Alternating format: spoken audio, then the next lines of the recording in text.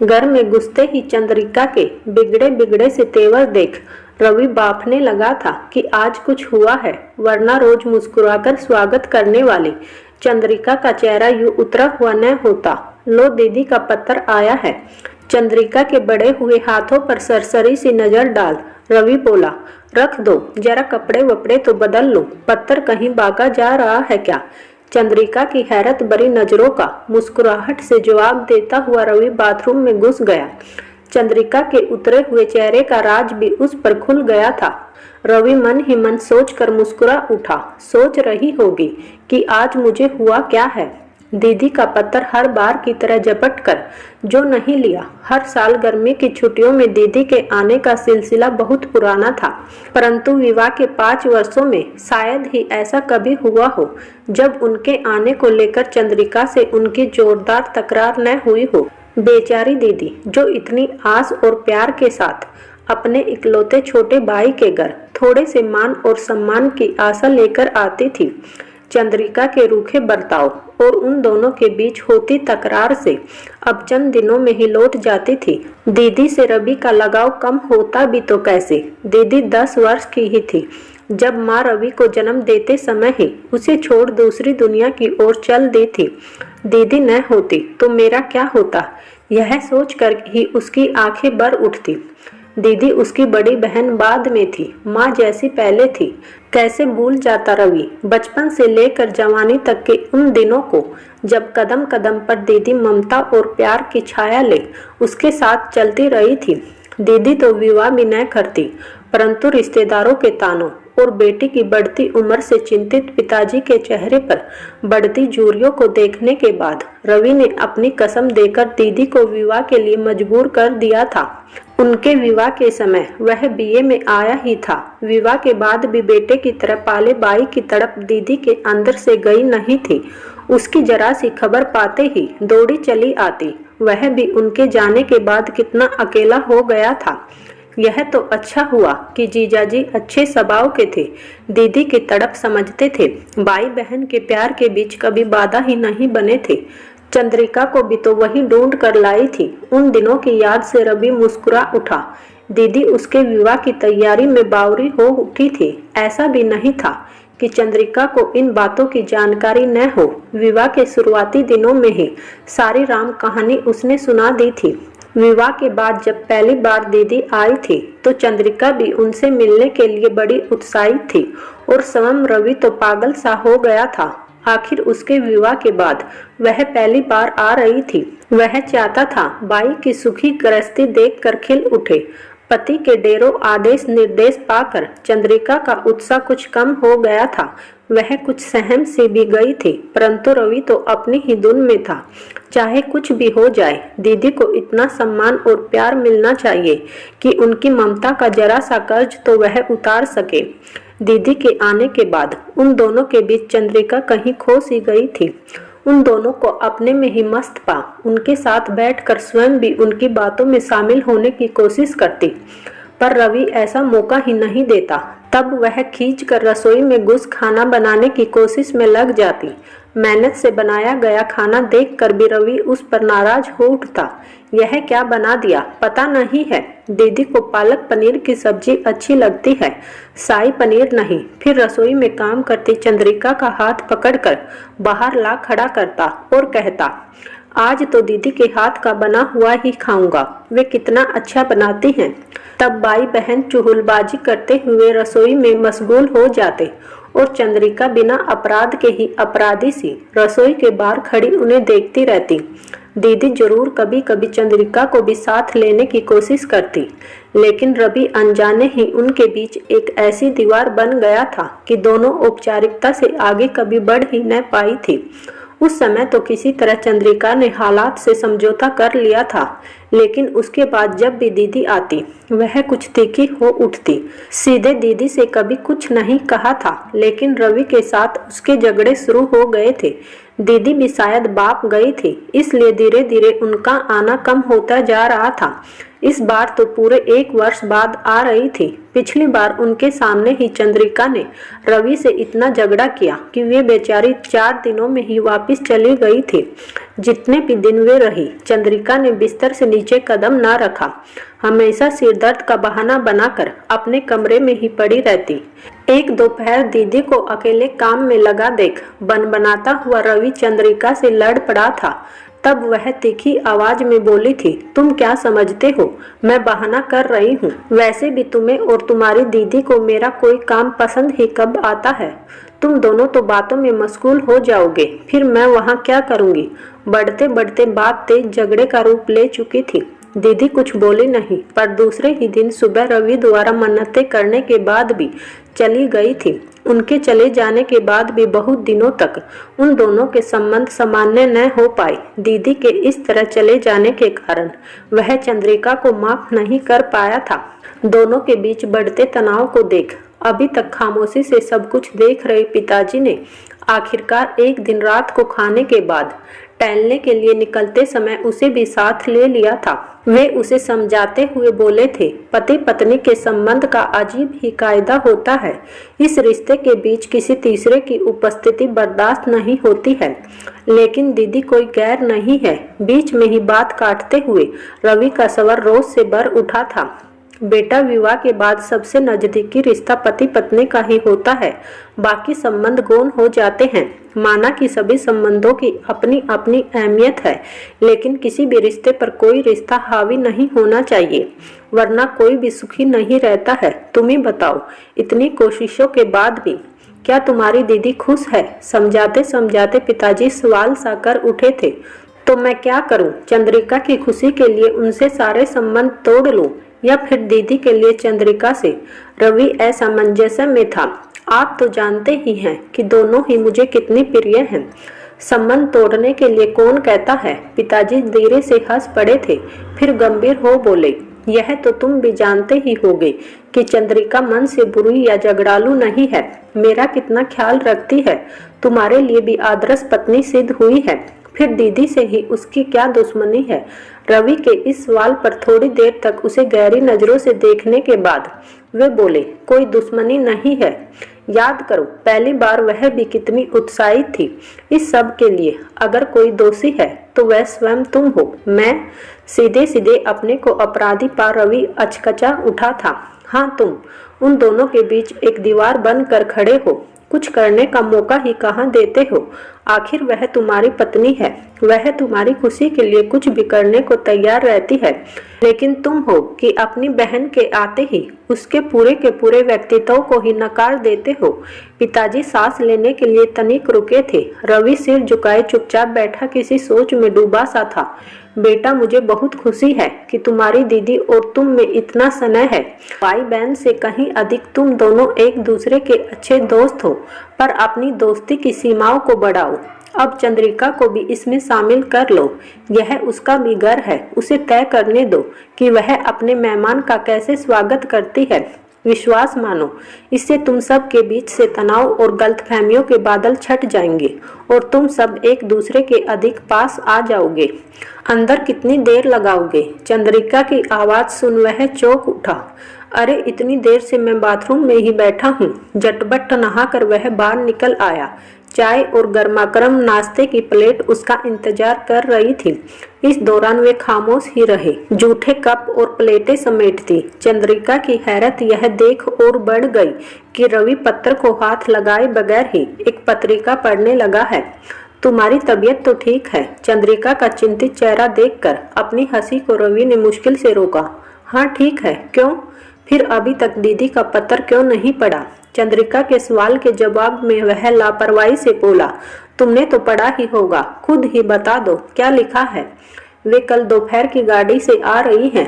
अच्छा। वह फिर पत्रिका पढ़ने में मशगूल हो गया। कुछ देर तक चंद्रिका वहीं खड़ी गौर से उसे देखती रही, फिर कमरे से बाहर निकल गई। दूसरे दिन रविवार था। सुबह सुबह रवि को अखबार में खोया पाकर चंद्रिका बहुत देर तक खामोश न रह सकी। दीदी आने वाली है, तुम्हें कुछ ख्याल भी है? पता है। अखबार में नजरें जमाए हुए ही वह बोला, खाक पता है। चंद्रिका झुंझुला उठी थी। कुछ सामान वगैरह लाना है या नहीं? घर तुम्हारा है, तुम जानो। उसकी झुंझलाहट पर वह खुद मुस्कुरा उठा। कुछ देर तक उसे घूरने के बाद पैर पटकती हुई चंद्रिका थैला और पर्स लेकर बाहर निकल गई। जब वह लौटी तो बारी थैले के साथ पसीने से तरबतर थी। रवि आश्चर्यचकित था। वह दीदी की पसंद की एक एक चीज छांट कर लाई थी। दोपहर के खाने में क्या बनाऊं? सवालिया नजरों से उसे देखते हुए चंद्रिका ने पूछा। तुम जो भी बनाओगी लाजवाब ही होगा, कुछ भी बना लो। रवि की बात सुन चंद्रिका उसे यूं घूर कर देखा जैसे उसके सिर पर सींग उग आए हो। दोपहर से पहले ही वह खाना तैयार कर चुकी थी। रवि की तेज नजरों ने देख लिया था कि सभी चीजें दीदी की पसंद की ही बनी है। वास्तव में वह मन ही मन पछता भी रहा था। उसे महसूस हो रहा था कि उसके बचकाने व्यवहार की वजह से ही दीदी और चंद्रिका इतने समय तक अजनबी बन परेशान होती रही। ट्रेन का टाइम हो रहा है, स्टेशन जाने के लिए कपड़े निकाल दूं। चंद्रिका अपने अगले सवाल के साथ सामने खड़ी थी। अपने को व्यस्त सा दिखाता रवि बोला, उन्हें रास्ता तो पता है, ऑटो लेकर आ जाएंगी। तुम्हारा दिमाग तो सही है। कुछ देर से जमा हो रहा लावा अचानक ही फूट कर बह निकला था। पता है न कि वह अकेली आ रही है, लेने नहीं जाओगे तो उन्हें कितना बुरा लगेगा। आखिर तुम्हें हुआ क्या है? अच्छा बाबा, जाता हूँ, पर एक शर्त है, तुम भी साथ चलो। मैं हैरत में पड़ी चंद्रिका बोली, मैं तुम दोनों के बीच क्या करूँगी? फिर मैं भी नहीं जाता। उसे अपनी जगह से टस से मस न होता देख आखिर चंद्रिका ने भी हथियार डाल दिए। अच्छा उठो, मैं भी चलती हूँ।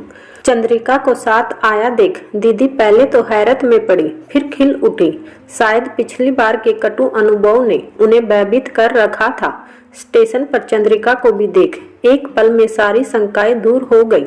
वे खुशी से पैर छूने को झुकी चंद्रिका के गले से लिपट गई। रवि सोच रहा था, इतनी अच्छी तरह से तो वह घर में भी कभी नहीं मिली थी। किस सोच में डूब गई। दीदी का खिलखिलाता स्वर उसे गहरे तक खुशी से भर गया। सामान उठाकर वह आगे आगे चल दिया। चंद्रिका और दीदी पीछे पीछे बतियाती हुई आ रही थी। खाने की मेज पर भी रवि कम बोल रहा था। चंद्रिका ही आग्रह कर करके दीदी को खिला रही थी। हर बार चंद्रिका के अबोलेपन की स्थिति से शायद माहौल तनावयुक्त हो उठता था। इसलिए दीदी अब जितनी सहज व खुश लग रही थी उतनी पहले कभी नहीं लगी थी। खाने के बाद वह उठकर अपने कमरे में आ गया। वे दोनों बहुत देर तक वहीं बैठी बातों में जुटी रही। कुछ देर बाद चंद्रिका कमरे में आकर दबे स्वर में बोली, यहाँ क्यों बैठे हो? जाओ दीदी से कुछ बातें कर लो। तुम हो ना, मैं कुछ देर सोऊंगा। कहते कहते रवि ने करवट बदलकर आंखें मूंद ली। रात के खाने की तैयारी में चंद्रिका का हाथ बटाने के लिए दीदी भी रसोई में आ गई। रवि टीवी खोल कर बैठा था। रवि की तबीयत ठीक नहीं है क्या? रसोईघर से आता दीदी का स्वर सुन रवि के कान चौकन्ने हो गए। पल भर की खामोशी के बाद चंद्रिका का स्वर उभरा, नहीं तो आजकल ऑफिस में काम अधिक होने से ज्यादा थक जाते हैं, इसलिए थोड़े खामोश हो गए हैं। आपको बुरा लगा क्या? अरे नहीं, इसमें बुरा मानने की क्या बात है। वैसे भी तुम्हारा साथ ज्यादा भला लग रहा है। पहली बार ऐसा लग रहा है कि अपने मायके आई हूँ। माँ तो थी नहीं जिनसे यहाँ आने पर मायके का एहसास होता। पिताजी और बाई का मान दुलार था तो, पर असली मायके का एहसास तो माँ या भौजाई के प्यार और मनुहार से ही होता है। दीदी मुझे माफ कर दीजिए, चंद्रिका ने होले से कहा। मैंने आपके साथ अच्छा व्यवहार नहीं किया, ऐसी बात नहीं है। हमने तुम्हें अवसर ही कहाँ दिया था कि तुम अपना अच्छा या बुरा व्यवहार सिद्ध कर सको। खैर छोड़ो, इस बार जैसा सुकून मुझे पहले कभी नहीं मिला। दीदी का स्वर संतुष्टि भरा था। टीवी के सामने बैठे रवि का मन भी दीदी की खुशी और संतुष्टि देख चंद्रिका के प्रति प्यार और गर्व से भर उठा था। सुबह उसके उठने से पहले ही दीदी और चंद्रिका उठकर काम के साथ साथ बातों में व्यस्त थी। रात को भी रवि तो सो गया था। वे दोनों जाने कितनी देर तक एक साथ जागती रही थी। जाने उनके अंदर कितनी बातें दबी पड़ी थी जो खत्म होने का नाम ही नहीं ले रही थी। रवि को एक बार फिर अपनी मूर्खता पर पछतावा हुआ। बिस्तर से उठकर वह ऑफिस जाने की तैयारी में लग गया। कहाँ जा रहे हो? शीशे के सामने बाल संवार रहे रवि के हाथ अचानक चंद्रिका को देख रुक गए। ऑफिस? दीदी आई है? फिर भी चंद्रिका की हैरानी वाजिब थी। दीदी के लिए रवि पहले पूरे वर्ष की छुट्टियां बचा के रखता था। जितने भी दिन वह रहती, वे उन्हें घुमाने फिराने के लिए छुट्टियां लेकर घर बैठा रहता था। छुट्टी क्यों नहीं ले लेते हो? हम सब घूमने चलेंगे, चंद्रिका जोर देते हुए बोली। नहीं, इस बार छुट्टियां बचा रहा हूँ। शरारत भरी नजर चंद्रिका के चेहरे पर डालता हुआ रवि बोला। क्यों? चंद्रिका के सवाल के जवाब में उसने उसे अपने पास खींच लिया। क्योंकि इस बार मैं तुम्हें मंसूरी घुमाने ले जा रहा हूँ। अभी छुट्टियां ले लूंगा तो बाद में नहीं मिलेंगी।